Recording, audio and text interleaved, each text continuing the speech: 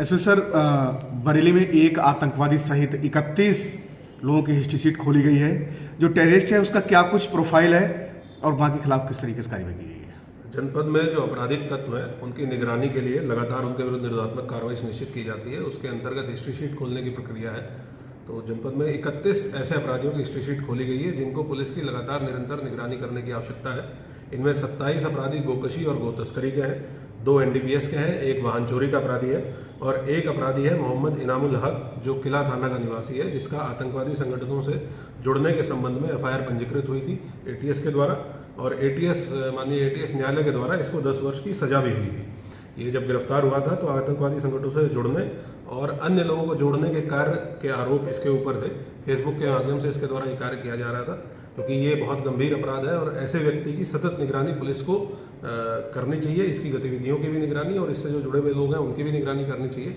इसलिए इसकी भी हिस्ट्री शीट खोली गई है और भी जितने भी आपराधिक तत्व हैं उनका चिन्हीकरण लगातार पुलिस के द्वारा किया जाता है और उनमें से जितने की भी निगरानी की आवश्यकता है पुलिस उनकी हिस्ट्री शीट खोल के और समय समय पर साप्ताहिक रूप से, पाक्षिक रूप से उनकी निगरानी सुनिश्चित करती है। जो आतंकवादी है इनामुल हक सजा याफ्ता है, सजा पूरी होने के बाद भी इसकी निगरानी किस तरीके से की जाएगी और किस तरीके से?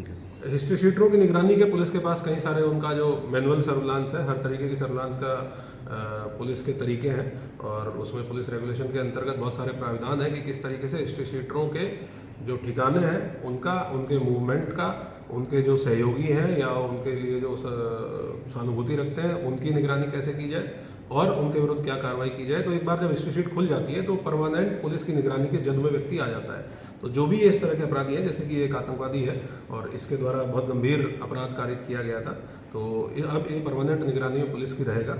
अन्य भी इस प्रकार के लोग चिन्हित किए जा रहे हैं। हम लोग ऐसे सभी अपराधियों की हिस्ट्री शीट खोलेंगे और ये सुनिश्चित करेंगे कि कोई भी व्यक्ति आपराधिक तत्व ऐसा ना हो जो पुलिस के रडार में ना रहे और जो पुलिस की निगरानी में ना हो।